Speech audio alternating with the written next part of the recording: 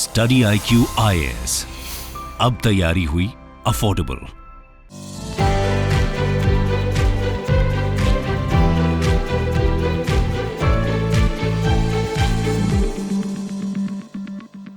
Hello and welcome to study IQ। मैं दिव्यांशी और आज मेरे साथ इस इंटरव्यू सेशन में जुड़े हैं UPSC EPFO enforcement officer examination 2021 को क्लियर करने वाले Ramakrishna Saini ji. Welcome Ramkrishna to Study IQ and lots of congratulations for acing this examination with All India Rank 210. Thank you, ma'am. Thank you for inviting me for this interview, ma'am. So Ram, you just mentioned that thank you for inviting. I would rather mention it that it's your own platform. You've been associated with Study IQ for a very long time and very pleased to have you. I joined Study IQ in November 2020 and I worked there as a content writer for nearly 20 months. And I was basically involved with the UPSC test series team at Study IQ. So Ramakrishna जी, आपने जैसे बताया कि been associated to study IQ for a very long time and और आपने इस examination को भी अब क्लियर कर लिया है, लेकिन थोड़ा सा आप अपने बारे में और बताएं। मैम, मेरा मैं दिल्ली में ही पला बड़ा हूँ मैम, और मैंने graduation electronics and communication engineering में की है NSIT से, और मैं ग्रेजुएशन कंप्लीट हुआ था 2014 में। And 1 year I worked as an associate software engineer in Pitney Bowes, Noida Sector 62. And after that, उसके बाद मैंने UPSC Civil Services Examination की preparation start की. I have written 4 mains in UPSC Civil Services Examination and 1 Indian Forest Service mains examination. I have also written 3 UPPCS mains, Uttar Pradesh Public Service Commission mains examination, and I am also selected in April for the post of ACIO2 in Intelligence Bureau, Ministry of Home Affairs, and right now I got selected as an enforcement officer in EPFO conducted by UPSC. So Ram, as you've been describing about your journey कि कई सारे examination दिए, उसके पहले you've worked in a corporate. अगर हम government examinations की बात करें, बहुत सारे एग्जामिनेशंस आपने लिखे हैं, you've been reaching to many stages as well. But एक पॉइंट होता है जब आप अपनी जॉब छोड़ के एक ऐसे स्टेज पे आते हैं, एक ऐसे डोमेन में आते हैं विच इज वेरी अनप्रेडिक्टेबल। क्या स्ट्रॉन्ग माइंडसेट था behind leaving your job and coming to the preparation? Ma'am, सबसे पहले तो मैम 2015 में जब कॉर्पोरेट की जॉब छोड़ी थी तो मैम इतना सोचा नहीं मैम के कॉन्सिक्वेंसेस क्या होंगे, क्योंकि यंग थे मैम, डायनामिक थे, full of energy and enthusiasm. बस एक गोल था कि सिविल सर्विस एग्जामिनेशन के लिए जाते हैं, पूरी मेहनत करेंगे डेडिकेशन के साथ, रिजल्ट आएगा क्यों नहीं आएगा, फुल ऑन एफर्ट लगाएंगे, पूरा मतलब अच्छे से अपना 100% देंगे। तो मैम इतना नहीं सोचा था, to be very honest. But ma'am yes, अगर आज मैं उस डे को याद करूं तो कभी कभी लगता है कि यार शायद नहीं करना चाहिए था, थोड़ा कैलकुलेटेड रिस्क लेना चाहिए था, मतलब आपको सीधा एकदम से जॉब क्विट करके नहीं जाना चाहिए था। बट मैम अगर आप दूसरी साइड देखो तो मैम बहुत सारी लर्निंग्स रही, फेलियर्स ने बहुत कुछ सिखाया ma'am. There were times ma'am के कभी कभी लगता था कि अपनी एग्जिस्टेंस कुछ है ही नहीं। मुझे अभी भी याद है मैम कि मैं रात भर अपने चेयर पे बैठा रहता था, रात के 2 बज रहे हैं और मेरे को पता नहीं था, बट मेरे पेरेंट्स इस चीज को ऑब्जर्व करते थे, उन्हें कहीं ना कहीं रियलाइज होता था कि फेलियर के बाद मतलब मैं डिप्रेशन जैसी कंडीशन में ना चला जाऊं। But ma'am with God's grace and with support from my parents and friends ma'am कभी ऐसी कंडीशन फेस नहीं की। फेलियर्स आए मैम, रिजेक्शन भी होता था, बहुत बुरा लगता था, बट मैं इस चीज को कंट्रोल करने के लिए ma'am I used to go out in the park और मीट माय फ्रेंड्स और सोशल गैदरिंग, सो दैट के फ्रस्ट्रेशन जो रिजेक्शन है मैम, वो समहाउ मुझे मतलब आइसोलेशन में ना ले जाए मैम। तो इसके लिए मैम मतलब मैं गॉड को, अपने पेरेंट्स को, अपने फ्रेंड्स को थैंक यू बोलना चाहूंगा कि मेरे पास हमेशा मैम जब भी कोई फेलियर हुआ, देयर इज समवन जो मेरे को मतलब मोटिवेट कर सके, मेरी बात को सुन सके। तो इसमें ma'am specially I would like to mention के प्रतीक सर हैं मैम, स्टडी IQ में Pratik Kumar ma'am. Ma'am, he played an immense role in my success, both in IB and EPFO, ma'am. कभी भी आईबी का इंटरव्यू था मैम, सर ने अच्छे से गाइड किया कि राम अगर इस तरह का क्वेश्चन पूछा जाए तो इस तरह का आंसर देना है, थोड़ा इस तरीके से बोलना। Same with EPFO ma'am, sir ने काफी सपोर्ट किया। सो मैम ओवरऑल मतलब friends, relative, family, God ma'am, और स्पेशली मैम स्टडी आईक्यू। हाँ यस मैम, मैं एक पॉइंट और मेंशन करना चाहूंगा मैम, जो मुझे लगता है कि मतलब मेरी लाइफ में काफी चेंज आया उससे मैम। 2020 यूपीएससी प्रीलिम्स क्लियर नहीं हुआ था मैम। मैम वो पॉइंट इतना, क्योंकि कोविड के दौरान मैम वो एग्जाम हुआ था, बहुत लो पॉइंट था मैम वो, मुझे अभी भी वो दिन याद है ma'am. I clearly remember that evening ma'am. Result आया था यूपीएससी प्रीलिम्स का और मैम वो नहीं हुआ मैम। मैं बहुत दुखी था। मेरे फादर को मैंने पहली बार अपने पेरेंट्स को इतना चिंतित देखा, मतलब ऐसा लगा कि ये एग्जाम नहीं कोई जीवन की लड़ाई है जिसे आप हार गए हो। तो मैम बहुत दुखी था मैम। तो मैम मतलब 7 to 10 डेज मुझे इसको डाइजेस्ट करने में लगा मैम, कि इसको ओवरकम करने में। मैम उसके बाद मेरे को पता नहीं कहाँ से ये आइडिया आया कि अब थोड़ा अपने आप को एंगेज किया जाए दूसरी चीजों में और साइड बाय साइड प्रिपरेशन की जाए। तो ma'am that was a moment when I joined study IQ in November 2020। And ma'am after that ma'am काफी चीजें मैम धीरे धीरे बदली while working with study IQ ma'am. I cleared UPSC prelims ma'am. I wrote mains in January 2021. Unfortunately, I was not able to clear the mains ma'am. Ma'am, I also cleared IB ACIU 2 and EPFO enforcement officer exam, and I also wrote ma'am one mains examination for the UPPCS ma'am in the January ma'am. So, ma'am, I would also like to thank Study IQ for giving me this opportunity to enhance my efficiency. मुझे मतलब ma'am कभी भी second thought फिर दिमाग में आया नहीं, क्योंकि आप काम भी करते थे और साइड बाय साइड आप पढ़ते भी थे। तो मैम इसके लिए स्टडी आईक्यू का मैं धन्यवाद करना चाहूंगा। राम, आपने जैसे कहा कि joining Study IQ was a turning point and that helped you actually in your journey कि आज आप यहाँ पे हैं शायद, one of the biggest reason as Yes, you ma'am. cited. Yes, ma'am. Ma'am, joining Study IQ and also working uh, with Study IQ तो join किया ma'am. उसके साथ साथ मैम प्रतीक सर जैसे सीनियर्स मतलब मिले मैम, वो मैम बहुत बड़ा रोल मतलब मैं मानता हूँ कि मैम सर ने कैसे मतलब बहुत अच्छे से हैंडल किया मैम। वर्कलोड को कभी इतना ज्यादा मतलब ऐसा होने नहीं दिया कि लाइफ अनबियरेबल हो जाए। तो मैम ये 2 पॉइंट्स एक साथ मैम बहुत अच्छे थे कि स्टडी आईक्यू ज्वाइन किया और उसके साथ साथ मैम प्रतीक सर जैसे कोलीग के साथ काम करने का मौका मिला ma'am. Ram, the entire team was very proud of your achievement. अब थोड़ा सा थैंक यू एग्जामिनेशन की मैम। थोड़ी बात करते हैं, प्रिपरेशन स्ट्रैटेजी। तो लेकिन सबसे पहले मैं चाहूंगी आप थोड़ा पैटर्न बताएं और फिर हम चलेंगे कि आपने कैसे प्रिपेयर किया। मैम ईपीएफओ में बेसिकली एक रिटर्न एग्जामिनेशन होता है। 2 स्टेजेस है मैम इस एग्जाम में। एक रिटर्न एग्जाम होगा मैम, 120 क्वेश्चन उसमें होंगे। आपके पास टाइम 2 आवर्स का टाइम होगा मैम आपके पास, और नेगेटिव मार्किंग भी इसमें होता है मैम। 120 क्वेश्चन में मैम ईपीएफओ थोड़ा सा डिफरेंट बाकी एग्जाम से इसलिए हो जाता है मैम, क्योंकि इसमें अकाउंट्स, लेबर लॉस आपको पढ़ना होता है। बेसिकली अकाउंट्स के बेसिक्स इसमें पूछे जाते हैं, तो आपको अकाउंट्स का थोड़ा आइडिया होना जरूरी है। लेबर लॉज एक ऐसा सब्जेक्ट है, जनरली हम लोग उस पर इतना ध्यान नहीं देते while preparing for UPSC civil service examination. तो मैम ये है। इसके अलावा मैम इंग्लिश लैंग्वेज में भी इसमें सिनोनिम्स, एंटोनिम्स, ये सब चीजें पूछी जाती हैं।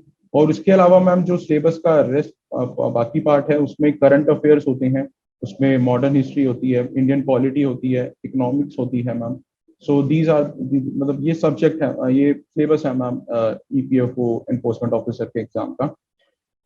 इसके बाद मैम आप एक बार रिटर्न क्लियर करते हैं तो आपको इंटरव्यू के लिए कॉल आता है। और इंटरव्यू और रिटर्न का मैम पहले मैम 2017 में जब ये एग्जाम हुआ था तो इक्वल वेटेज था मैम, रिटर्न का और इंटरव्यू का इक्वल वेटेज था। इस बार मैम 3/4 वेटेज जो थी, 75% वेटेज रिटर्न की थी और 25% जो वेटेज थी वो इंटरव्यू की थी मैम। तो इस बार थोड़ा ये डिफरेंस था। और मैम प्रिपरेशन की अगर मैं बात करूं तो मैम मैंने अकाउंट्स और लेबर लॉज इस बार काफ़ी अच्छे से मतलब मैम प्रिपेयर किया। और मैम अकाउंट्स के लिए मैंने यूट्यूब से बेसिक्स देखे मैम। बहुत सारे चार्टर्ड अकाउंटेंट्स जो हैं वो बेसिक लेक्चर्स उनके अवेलेबल हैं यूट्यूब पे, तो वो सब देखा। और मैम फ्रेंड्स वगैरह से थोड़ा कंसल्ट किया। हम 2-3 फ्रेंड्स थे हम टोटल, इंक्लूडिंग मी, जो हम तैयारी कर रहे थे एनफोर्समेंट ऑफिसर की। तो उनके साथ मतलब डिस्कशन किया कि क्या नोट्स वगैरह हैं, ये सब चीज़ें। और मैम लेबर लॉज के लिए मैम जो 4 नए लेबर कोड्स आए थे उनमें जो लॉज गवर्नमेंट ने सब्स्यूम किए, सेंट्रल गवर्नमेंट ने उनको थोड़ा बहुत देखा। मतलब लेकिन ma'am to be very honest, मैंने अकाउंट्स तो फिर भी बेसिक्स ठीक ठाक कवर किया था और क्वेश्चन हुए भी थे एग्जाम में ठीक। बट मैम लेबर लॉज पे मेरा कमांड उतना अच्छा नहीं था। मुझे लगा कि पुराने लेबर लॉज अगर सब्स्यूम कर दी हैं तो it's better to read new labour codes only. But ma'am questions पुराने लेबर लॉज से काफी आए। तो वो मेरे को कुछ क्वेश्चन उसमें गलत हुए। मुझे लगा कि अगर पढ़ के गया होता तो डायरेक्ट स्ट्रेट फॉरवर्ड था, सही हो सकते थे। बाकी मैम करंट अफेयर्स के लिए मैं एग्जैक्टली तो नहीं बोल सकता, बट मैम करंट अफेयर्स के मुझे कुछ क्वेश्चंस मतलब 3-4 क्वेश्चंस मुझे ऐसा लगा कि मैंने गौरव गर्ग सर का वो 300 बेस्ट एमसीक्यूज करके आई थिंक कुछ होता है मैम, वो मंथली वाइज कुछ निकालते हैं वो, ऐसा मुझे एग्जैक्टली याद नहीं आ रहा मैम, काफी टाइम पहले पढ़ा था। तो मैम वहां से मुझे 3-4 क्वेश्चन थोड़ा सा लगा कि हाँ मतलब मैंने कहीं देखा था वो सर का मतलब एक बार किसी आई थिंक हरियाणा पीसीएस के लिए या किसी दूसरे स्टेट पीसीएस के लिए मैंने उनके क्वेश्चन कुछ देखे थे, तो मुझे लगा कि हाँ 2-3 क्वेश्चन वहां से आए थे। तो करंट अफेयर्स के लिए थोड़ा बहुत मतलब मैम इतना इलेबोरेट तो नहीं, बट हाँ कि ये था कि थोड़ा बहुत आइडिया वहां से लगा। उसके अलावा मैम जीएस का जो बेसिक पार्ट था वो तो मैम हम यूपीएससी प्रिपरेशन करते ही हैं सीएससी की, तो मॉडर्न इंडिया के क्वेश्चंस के लिए स्पेक्ट्रम मैंने यूज किया था, जो राजीव वहीर की स्पेक्ट्रम आती है मॉडर्न इंडिया के लिए। सिमिलरली इंडियन पॉलिटी के लिए तो मैम जो सब लोग पढ़ते हैं लक्ष्मीकांत हम लोगों ने देखा था, लेकिन पॉलिटी से क्वेश्चन आए नहीं। और बाकी तो मैम देखिए ईमानदारी से बताऊं तो मैम एग्जाम में ना मैम आप कितनी भी प्रिपरेशन करके चले जाओ, अल्टीमेटली मैम लक भी आपके साथ होना चाहिए मैम। और मैं मानता हूँ कि मैम विद गॉड्स ग्रेस के लक मेरे साथ उस दिन था, क्योंकि मैम काफी सारे क्वेश्चंस में मुझे लगा कि ये आंसर होना चाहिए, बट मैं श्योर नहीं था कि ये आंसर होगा। बट मैम मैं वहां पे रिस्क लेकर आया, मैंने उसको मतलब बबल किया मार्क को, मतलब आंसर को। तो मैम मैं मानता हूँ कि हार्ड वर्क तो था मैम, लेकिन उसके साथ साथ मैम लक ने भी बहुत बड़ा रोल प्ले किया कि आज मैं यहाँ पर मतलब as an enforcement officer select होके आपसे बात कर पा रहा हूँ मैम। उसके बाद मैम रिटर्न के जब एग्जाम क्लियर हुआ मैम, मुझे अच्छे से याद है मैम 10 अक्टूबर को 2021 10 अक्टूबर को यूपीएससी का प्रीलिम्स था आई थिंक। और मैम उससे 2 दिन पहले ईपीएफओ का रिटर्न एग्जाम का रिजल्ट आया था मैम, और मुझे बहुत मतलब एक तो मैम यूपीएससी प्रीलिम्स की टेंशन, उसके ऊपर 2 दिन पहले मैम ईपीएफओ का रिजल्ट, तो मैम बहुत डर भी लग रहा था, एंग्जाइटी भी हो रही थी कि रोल नंबर होगा नहीं होगा उसमें। तो मैम उसमें रोल नंबर जब सर्च किया तो काफी अच्छा लगा कि चलो एटलीस्ट यूपीएससी में अब ma'am for UPSC aspirants visiting Dholpur house specially for interview is just like Mecca Medina ma'am. तो मैम उस दिन बहुत अच्छा लगा कि ये सोच के कि चलो एटलीस्ट यूपीएससी धौलपुर हाउस में एक बार सूट पहन के इंटरव्यू देने का मौका मिलेगा, तो that was very motivating for me. उसके बाद मैम कोविड की थर्ड वेव आई मैम, जिसकी वजह से चीजें डिले हुई मैम, वो काफी फ्रस्ट्रेटिंग था मैम। मीनवाइल मैम आईबी का इंटरव्यू था तो वो क्लियर हुआ, तो उससे मोटिवेशन और आया कि अब हम कर सकते हैं। तो मेरा इंटरव्यू मैम 14 जुलाई को था, और मेरे बोर्ड में मेरा बोर्ड मोस्ट प्रोबेबली मतलब जो यूपीएससी का जो 4 मेंबर्स थे मेरे बोर्ड में, और चारों मेंबर से मैम काफी अच्छा इंटरेक्शन रहा। It was like a conversation ma'am, कभी ऐसा लगा ही नहीं कि एक मतलब बहुत ही ज्यादा ग्रिल कर रहे हो या बहुत ही ज्यादा मैं नर्वस हूँ, कि प्रॉपर एक इंटरव्यू मतलब चल रहा हो और आप बिल्कुल एकदम मतलब डरे हुए हो मैम। वो नॉर्मल कॉन्वर्सेशन चल रही थी, जैसे जस्ट लाइक मैं अभी आपके साथ बातचीत कर रहा हूँ ऐसे ही नॉर्मल कॉन्वर्सेशन चल रही थी। तो मैम काफी अच्छा एक्सपीरियंस रहा। कुछ थोड़े बहुत फ्लॉज थे मैम, 2-3 आंसर्स लगे कि अच्छा कर सकता था, बट मैम आपको तो पता ही है, आप कितना भी बेस्ट दे लो हमेशा कुछ अच्छा करने का स्कोप रह ही जाता है। तो ma'am this was the journey. और अभी मैम 12th अगस्त को मैम 12th अगस्त को इवनिंग में मैम आई थिंक 4:30 के अराउंड मैम रिजल्ट आया, फाइनली यूपीएससी ने पब्लिश किया। उसमें मैम 210 रैंक थी मेरी मैम, और मुझे बहुत ज्यादा खुशी हुई मैम कि मतलब फाइनली यूपीएससी का कोई एग्जाम क्लियर किया मैम। तो this was my journey ma'am. Ram, आपने काफी कुछ शेयर किया एग्जामिनेशन के बारे में। अ, बहुत सारी चीजें होती है, बहुत लेंदी सिलेबस होता है। कैसे क्वेश्चंस को अप्रोच करें जो एग्जामिनेशन में आ रहे हैं? मैम मेरा सबसे पहले जो अप्रोच मैम मतलब मेरे से भी काफी गलतियां हुई मैम, लेकिन जो मुझे लगता है मैंने इतने सारे एग्जाम्स दिए और अपनी फेलियर से भी अगर मुझे एक चीज जो समझ में आई वो ये है मैम कि चाहे एग्जाम ईपीएफओ का हो या सीएससी का हो या आईबीएससीआई हो और be at any other exam, ma'am सबसे पहले आपको सिलेबस देखना सबसे ज्यादा जरूरी है कि सिलेबस में एग्जैक्टली क्या वर्ड्स मेंशन है। उसके बाद मैम जब सिलेबस से आप एक बार मतलब फेमिलियर हो जाओ मैम, आपको सबसे ज्यादा इंपॉर्टेंट है मैम के प्रीवियस ईयर क्वेश्चंस को एनालाइज करना मैम। मैम क्योंकि समहाउ प्रीवियस ईयर पेपर से आपको काफी हद तक आइडिया लग जाता है कि किस डायरेक्शन में चीजें पूछी जा रही हैं। उससे मैम आप ये कर सकते हैं कि आपको क्लियरली आइडिया हो जाएगा कि क्या सेक्शन मुझे पढ़ना है और क्या मुझे नहीं पढ़ना है। तो मैम ये सबसे दो पहले इंपॉर्टेंट स्टेप्स हैं कि सबसे पहले आप सिलेबस के बारे में देखो क्या है सिलेबस। उसके बाद आप प्रीवियस ईयर पेपर देख के मैम एनालाइज करो कि किस तरह के क्वेश्चन पूछे जा रहे हैं, क्या पैटर्न है। तो उस हिसाब से मैम आपको चीजें प्लान करनी चाहिए। और रही बात मैम प्रिपरेशन के सोर्सेज की, तो मैम आई थिंक के सिलेबस में जो नॉर्मल सोर्सेज हम यूज करते हैं सीएससी के लिए apart from accounts and labour laws, अगर मैं ईपीएफओ एनफोर्समेंट ऑफिसर की बात करूं, तो मैम मॉडर्न हिस्ट्री के लिए मैम वो राजीव वहीद जो स्पेक्ट्रम बुक आती है ma'am, that is a very good source ma'am. बाकी आप चाहें तो मतलब थोड़ा सा टेस्ट सीरीज के थ्रू जो यूपीएससी के लिए आप लोग टेस्ट सीरीज यूज करते हैं उससे भी आप लोग थोड़ा और मतलब कंटेंट ले सकते हैं मैम। उसके अलावा मैम पॉलिटी के लिए लक्ष्मीकांत से बेस्ट सोर्स मुझे नहीं लगता कि मैम कोई है। आज भी मैम कितना भी सक्सेसफुल एस्पिरेंट हो, सब लक्ष्मीकांत ही पढ़ते हैं मैम। और लक्ष्मीकांत का अब लेटेस्ट एडिशन जो है मैम, चाहे वो स्पेक्ट्रम हो लक्ष्मीकांत, उनका लेटेस्ट एडिशन मैम मेरा मानना है कि यूज करना चाहिए क्योंकि उसमें अपडेशन होता रहता है। इकोनॉमिक्स के लिए मैम डेली अगर आप न्यूज़पेपर पढ़ रहे हैं, स्पेशली मैम अगर मैं न्यूज़पेपर की बात करूं तो मैं पहले I think 3 years back ma'am मैं हिंदू पढ़ा करता था, बट मैम मुझे हिंदू का मतलब उतना अच्छा मतलब जो कवरेज था इतना अच्छा नहीं लगा मैम। इंडियन एक्सप्रेस मैम मेरी ओपिनियन में काफी बैलेंस्ड है और मैम काफी जो मेरे इंटरेस्ट एरियाज हैं मैम, बेसिकली मेरे को स्पोर्ट्स मूवीज और थोड़ा मतलब हेल्थ का भी मैम मतलब काफी अच्छा लगता है।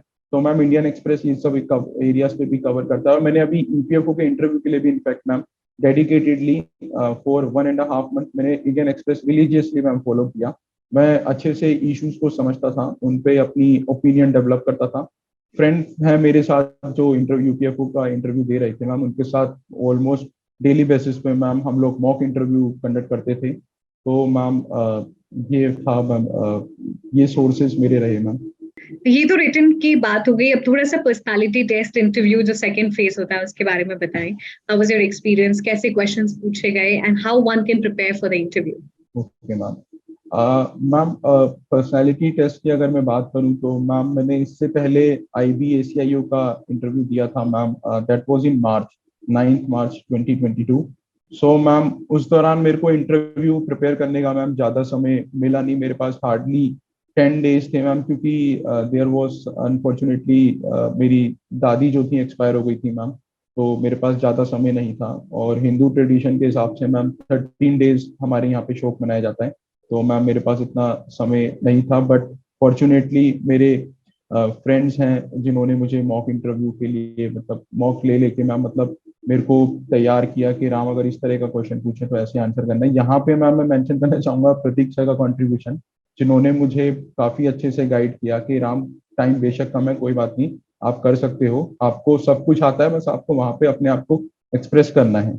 सो मैम बेसिक्स उस समय तो मैं इतना अच्छे से मतलब अगर ईमानदारी से बताऊं तो उतना अच्छे से मैं नहीं प्रिपेयर कर पाया। बस ये था मैम कि मैं मोटिवेशन और कॉन्फिडेंस लेके जा रहा था कि मतलब आपको इंटरव्यू देना है, मतलब अपने बिल्कुल अपने आप को पॉजिटिव रखना है। मैम फॉर्चुनेटली इंटरव्यू अच्छा रहा, सिलेक्शन भी हुआ।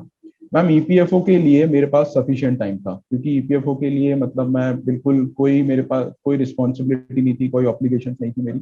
मैंने कंप्लीटली 1.5 महीना अपने आप को घर से लाइब्रेरी और अपना न्यूज़पेपर मैंने स्टडी किया। मैंने अपने फ्रेंड से डेली बेसिस पे जो मेरे ईपीएफओ में फ्रेंड है मेरे, उनसे मैंने मॉक इंटरव्यू लिया। ईपीएफओ के वर्किंग के बारे में, जॉब प्रोफाइल के बारे में मैम पता किया कि क्या क्या किस तरह की नेचर ऑफ जॉब है।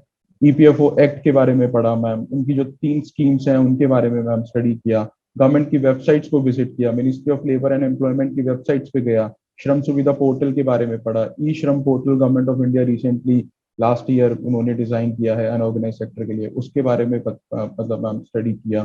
और मैम मॉक इंटरव्यू, और इनफैक्ट मैं तो मैम अपने फादर को भी कई बार मॉक इंटरव्यू देता था। वो सडनली मेरे पास आ जाते थे और एकदम से क्वेश्चन पूछ लेते थे, तो मैं एकदम से उसको ट्राई टू मतलब उसको आंसर करने की कोशिश करता था कि ऐसा सिनेरियो इमेजिन करके कि मेरे से एग्जैक्टली इंटरव्यूअर ने क्वेश्चन पूछ लिया है। तो मैम इस तरीके से प्रिपरेशन किया। और मैम थोड़ा सा ये था कि एंग्जाइटी थी मैम, क्योंकि यूपीएससी का इंटरव्यू 4 मेंबर्स थे मैम, और सारे मेरे हिसाब से मैम जहाँ तक मुझे पता है मैम, वो मुझे आइडिया लगा मैम वो सब शायद रिटायर्ड मेंबर्स थे। तो ma'am they are very well educated intellectual हैं वो लोग।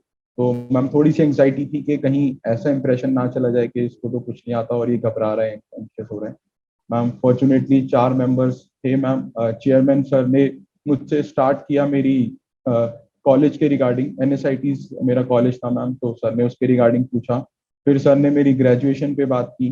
फिर सर ने मुझसे पूछा कि चेयरमैन सर ने मुझसे पूछा कि आपने ग्रेजुएशन 2014 में की थी, उसके बाद आपने 1 साल कॉर्पोरेट में काम किया, 2015 में आपने रिजाइन किया, तो आपने उसके बाद क्या किया, मतलब यहाँ आज 2022 है, वो 2015, ये 7 इयर्स में क्या करा आपने। तो मैम मैंने सर को बताया कि मतलब सर ऐसे यूपीएससी सिविल सर्विस एग्जामिनेशन की प्रिपरेशन के लिए मैं आया, मेरी जो जर्नी रही उसके बारे में मैंने सर को बताया। फिर मैंने सर को ये भी बताया कि सर आईबी में मेरा सिलेक्शन हुआ है ACIOT पे।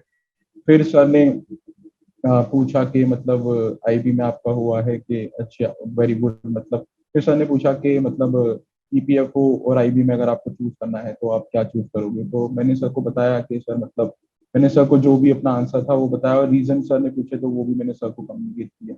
उसके बाद सर ने ईपीएफओ से रिलेटेड कुछ क्वेश्चंस पूछे कि ईपीएफओ में क्या चैलेंजेस हैं जो आपको लगते हैं।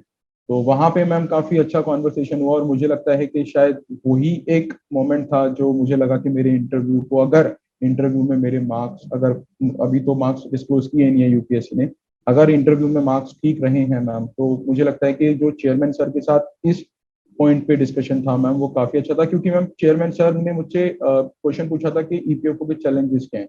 तो मैंने उसमें एक पॉइंट पेनिट्रेशन ऑफ टेक्नोलॉजी की बात की थी, मैंने उसमें करप्शन की एक बात की थी मैम, कि रिसेंटली हम पढ़ते रहते हैं न्यूज़पेपर में कि सीबीआई रेड्स वगैरह का काफी इशू है, करप्शन करप्शन का इशू रहता है। तो सर ने मैम इस करप्शन के इशू पे मुझसे पूछा था कि अगर मैं आपसे पूछूं कि आपको क्या लगता है करप्शन को कम कैसे किया जा सकता है, या गवर्नमेंट ऑफ इंडिया क्या कर रही है। तो वहां पे मैम मैंने एक एग्जांपल सर को दिया था कि sir recently government of India ने इनकम टैक्स असेसमेंट के लिए, गवर्नमेंट ने इनकम टैक्स असेसमेंट को फेसलेस, कॉन्टेक्टलेस एंड पेपरलेस बना दिया। तो मैम जिस मोमेंट मैंने ये वर्ड यूज किए, फेसलेस, कॉन्टेक्टलेस एंड पेपरलेस, तो मैम मुझे रियलाइज हुआ, सर एकदम से उस पे आए। सर ने बोला कि एग्जैक्टली सन, मैं यही तो पूछना चाह रहा था। तो मैम समहाउ मुझे लगा कि जो वर्ड्स सर सुनना चाह रहे थे मैंने उसको हिट किया।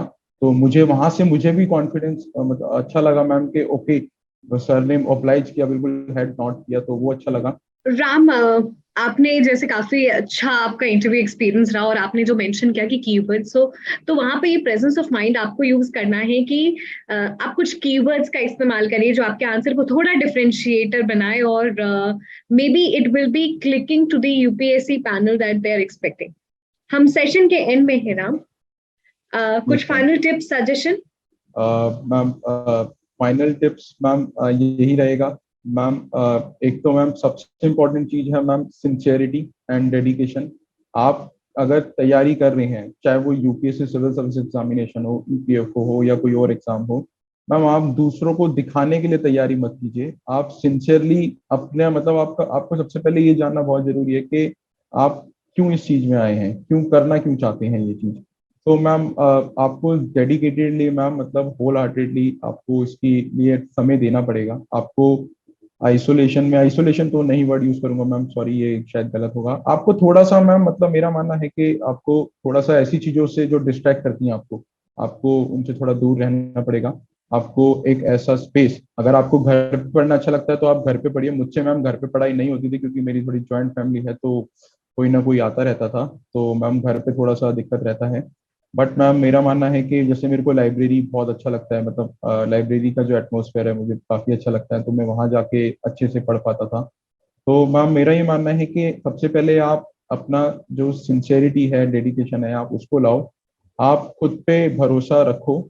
और मैम मैं ये तो नहीं कह पाऊंगा कि अगर आप मेहनत करोगे तो 100% रिजल्ट मिल ही जाएगा। हो सकता है रिजल्ट मैम किसी और फॉर्म में मिले, क्योंकि मेरे काफी सारे फ्रेंड्स हैं मैम। इनफैक्ट मैं खुद यूपीएससी सीएससी के लिए इतना सीरियसली प्रिपेयर करा मैंने मैम, बट कभी मेंस नहीं क्लियर हुआ मैम। इनफैक्ट 2 ओकेजन्स पे प्रीलिम्स नहीं क्लियर हुआ मैम।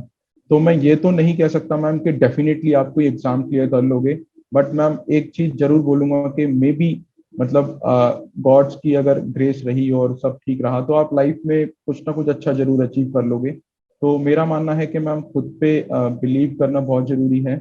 और मैम सबसे इम्पोर्टेंट चीज मैम के पूरे प्रोसेस में आपको एक हेल्दी कंपटीशन मेंटेन करना बहुत जरूरी है। एटलीस्ट 1 या 2 फ्रेंड आपको ऐसे साथ होने चाहिए जो फेलियर, सक्सेस में तो मैम सब साथ होते हैं, like success has many fathers, but ma'am failure में मुझे लगता है कि फेलियर एक ऐसा पॉइंट होता है जहां पे ना मैम बंदे को मतलब सॉरी मैम, एक पर्सन को मतलब एक सपोर्ट चाहिए होता है मैम, वो मोरल सपोर्ट, इमोशनल सपोर्ट।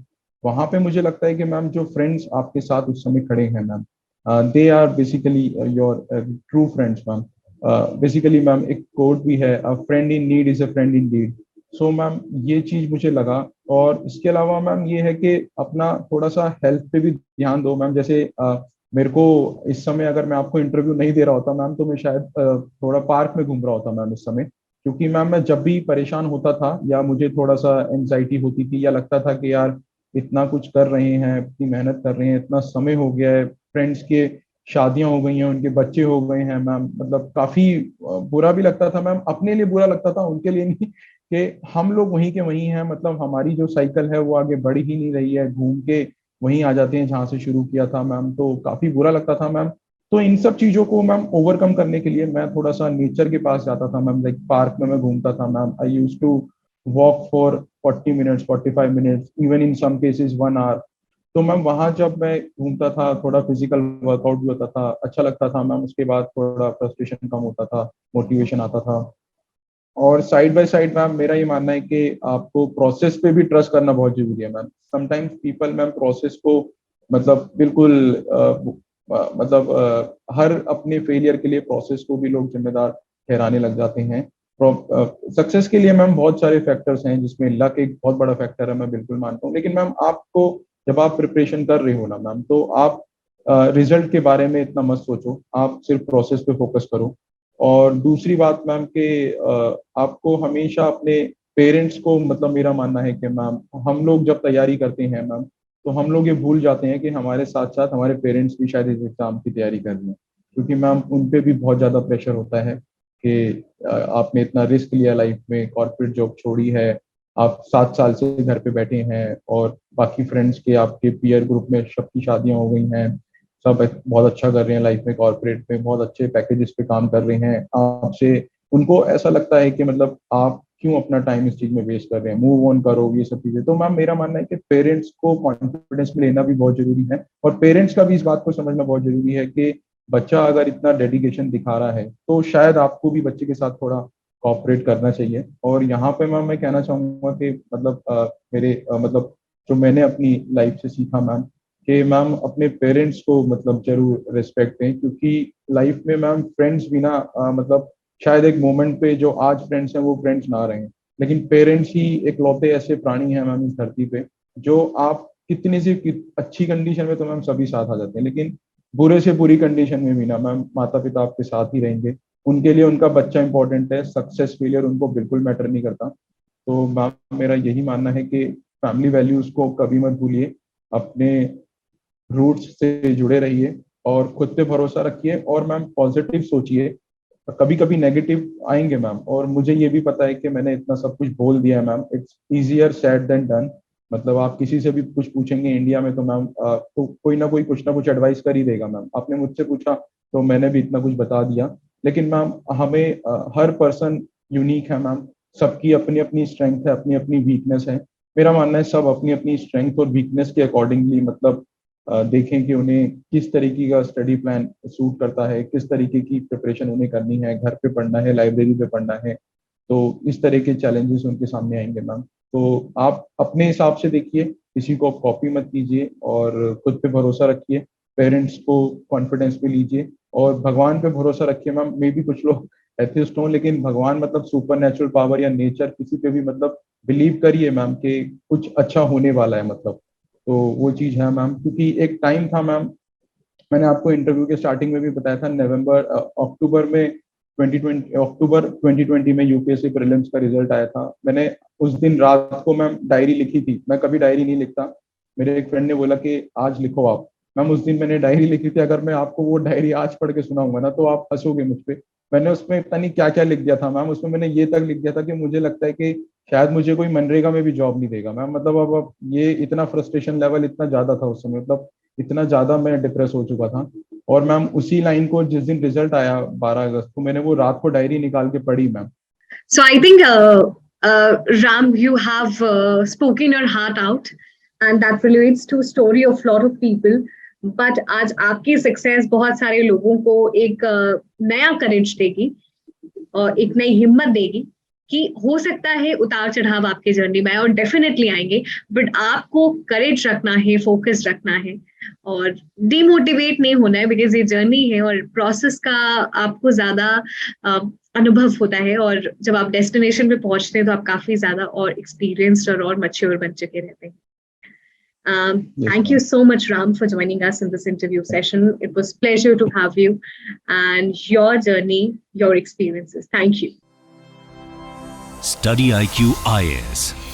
अब तैयारी हुई अफोर्डेबल.